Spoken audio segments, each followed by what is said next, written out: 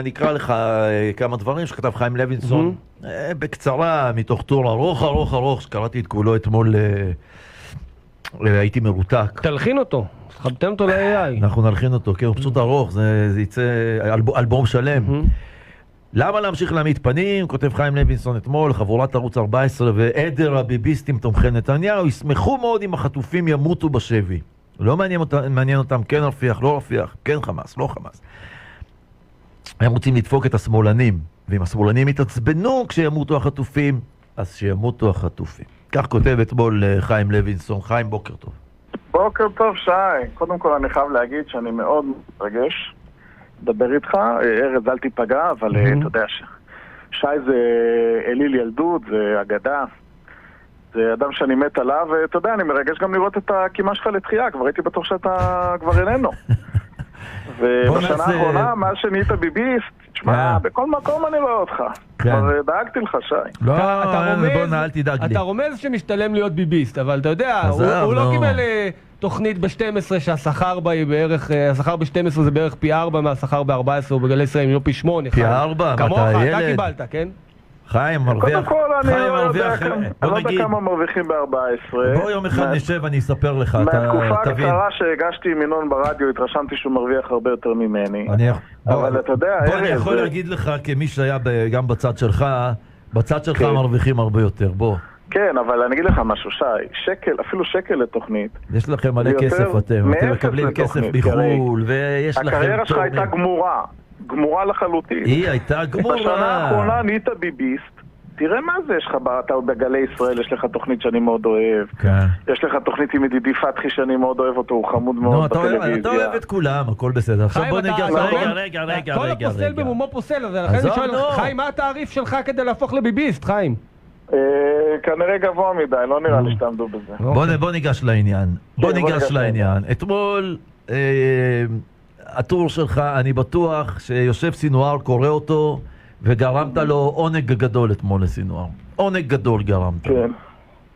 מה דעתך? תגיד, איזה עונג גרמת לסינואר בשביעי באוקטובר? נראה לי שהעונג הזה קצת היה יותר גדול. לא, בוא, עזוב, נו, תענה לשאלה, האם אתה מבין... השאלה היא שאלת קש. השאלה היא שאלת קש. לא, היא לא שאלה, אבל זה קלאסי, אתם כל הזמן הולכים ואומרים, שנייה, רגע, שאלת, אני אענה לך. לא, אתה לא עונה לי, אתה שואל אותי בחזרה. לא, אל תשאל אותי בחזרה, תענה לי. אני אז מאוד פשוט. השביעי באוקטובר היה היום הכי מוצלח של תנועות ההתנגדות נגד ישראל, אתה מסכים איתי? שיחיא סנואר הוביל לניצחון הכי גדול, שם זה מתחיל. איך זה עונה לשאלה שלי? עכשיו השאלה מה עושים מאז, לא, עזוב, אתה מבין, אתה לא עונה לשאלה, אתה מחזיר אותי עכשיו, בוא תענה לשאלה על הטור שלך אתמול, שבו אתה טוען שהימין רוצה את החטופים הרוגים. הייתם שמחים אם כל החטופים היו מתים, כי זה היה פותר לכם הרבה בעיות, לחלקכם זה היה מקדם את חזון ההתיישבות בעזה, חיי אדם הרי לא מעניינים אתכם. לחלקכם זה היה פותר את בעיית כישלונו של המשיח שלכם, משיח השקר, בנימין נתניהו. אני צופה בערוץ 14, אני מאזין לכם בגלי ישראל, אתם רואים את החטופים? חיי החטופים, חיי בני אדם לא מעניינים אותנו. משמח אתכם זה שהשמאלנים מתעצבנים, מתפוצצים, שביבי עומד על שלו ולא נכנע, זה הדבר שהכי עושה לכם את זה. שמה? יש בכם איזה חדווה, אתה רישי, אתה גדול הפרולי. יש בך איזה חדווה להגיד דווקא בגלל שביבי ראש ממשלה כל כך גרוע והשכל הישר אומר להעיף אותו קיבינימט, אני דווקא יוציא לכם אצבע בעין השמאלני ואני אתמוך בו.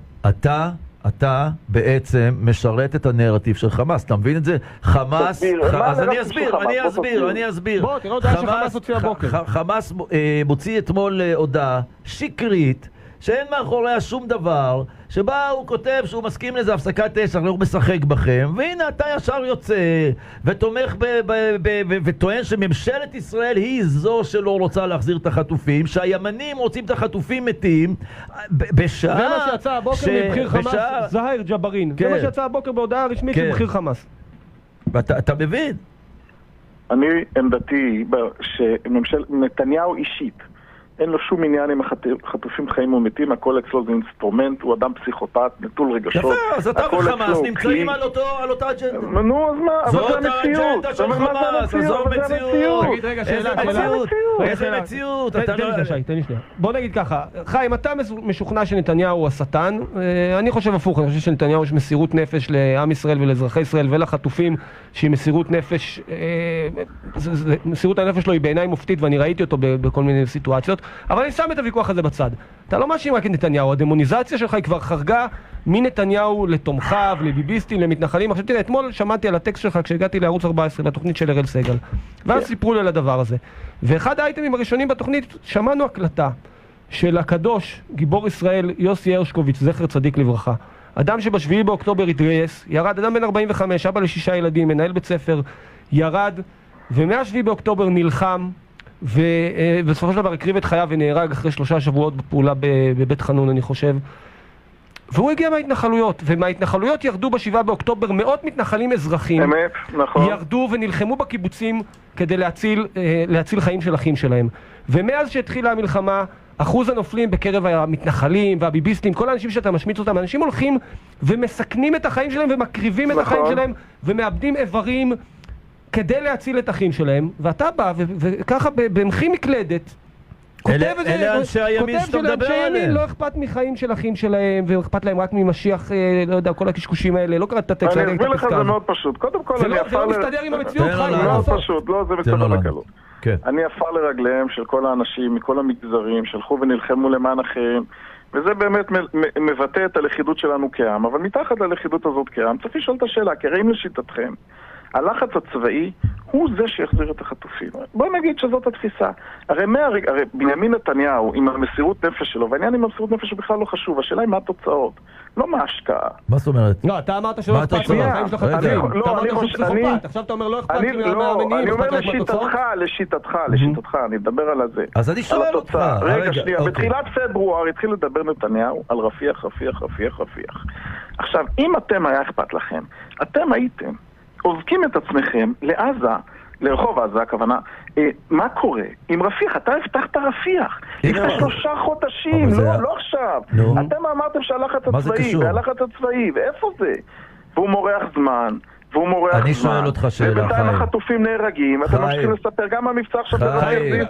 רגע, אני רוצה לשאול אותך שאלה, ותענה לי בלי להתחמק. בסדר? חמאס מוציא אתמול ידיעה שהוא מסכים לעסקה. נכון, ככה הוציא. נתניהו מוציא אתמול ידיעה שמדובר בתרגיל של חמאס ובמלכודת שלו. למי אתה מאמין? לנתניהו או לסינואר? חד משמעית שאני מאמין לסינואר. נתניהו שקרן פתולוגי, זה בכלל לא שאלה. אז אתה מאמין, רגע שנייה, נתניהו שקרן פתולוגי, כן, וסינואר הוא לא שקרן פתולוגי, וסינואר שרוצה לאסוף את הילדים שלך בערימה ולשרוף אותם, לא אתה מאמין? הוא לא שקרן פתולוגי. מה זה קשור לאמת ושקר? מה זה קשור לאמת? למה אתה מאמין? מה זה קשור לאמת ושקר? רגע, למה אתה מאמין לסינואר? סינואר הוא שקרן?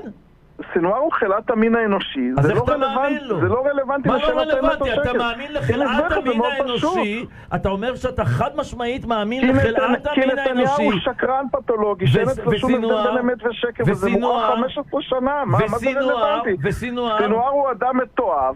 לגבי מידת האמת והשקר, אנחנו נמתין ונראה. רגע, חיים, אתה... מה זה קשור? מה זה קשור? מה זה קשור? איך אתה יכול להאמין למי שרוצה לחסל אותך ולהשמיד אותך? איך אתה יכול להאמין לו על פני מי שנלחם למען המדינה הזאת ולמען העם שלך? תגיד לי, ששאלה לי אליך, סינואר רוצה להשמיד את מדינת ישראל, שהוא אומר, אני רוצה להשמיד את מדינת ישראל, אתה מאמין לו או לא מאמין לו? כן. עכשיו אתה מאמין לו, אז הוא כנראה לא כזה שקרן תמיד, נכון? אוקיי. זה טיעון דמגוגי כמו הטיעון הדמגוגי שלך. אני לא מאמין לדברים שהוא אומר, אני מאמין לדברים שהוא עושה. מה זאת אומרת? הוא רוצה פה לשחוט אנשים, לשרוף תינוקות שלנו, ואתה מאמין לו על פני ראש הממשלה שמשרת את העם הזה במשך 130 שנה. אז אתה מאמין לסינואר, זה הבעיה שלך. ואני אגיד לך משהו, אם אתה מאמין למי שרוצה לרצוח ולשרוף אותך ואותי ואת כל בנינו וילדינו, אם אתה מאמין לו על פני בני עמך שנלחמים, אז משהו אצלך לא תקין, חיים. תגיד, שי, כמה פעמים פעמים נתניהו שיקר בימי מה? חייו? וכמה פעמים סינואר שיקר בימי חייו? כמה פעמים אתה שיקרת? כמה פעמים אתה שיקרת? אני חיים? משתדל ומה מאוד זה לא לשקר. השקרים? אולי אתה לא... אני אגב לא מאמין לטור שלך, אני חושב שאתה טרול, שאתה מת לקבל תשומת לב וחוסר האחריות שלך. אז למה נתת לי את התשומת לב? כדי להבין. אני אגב לא הייתי מביא אותך, זה לא בחירה שלי, אני אומר בשיא היושר. זמננו תם לצערי. טוב, חיים. אני אשמח לעלות מתי שתרצו. היה לי כיף. יאללה, בכיף. להתראות. תודה, להתראות. ביי. כן, אתה תמיד הוא מאמין לסינואר, ולא לזה, אין חיימי, זה האנשים שאתה מתמודד איתם, הם מאמינים לשונאים שלהם, אין מה לעשות. תודה לאבי יצקוביץ' שערך, עדן יואב שהפיקה, אביחי מעון על הטכנאות, ויוסי דוידוב על הדיגיטל. נהיה כאן מחר, כן, יום שלישי, רביעי, איפה אנחנו? יום שלישי, מחר. יום שלישי, אז מחר רביעי נהיה פה בשעה 9. היו שלום. יאללה, להתראות.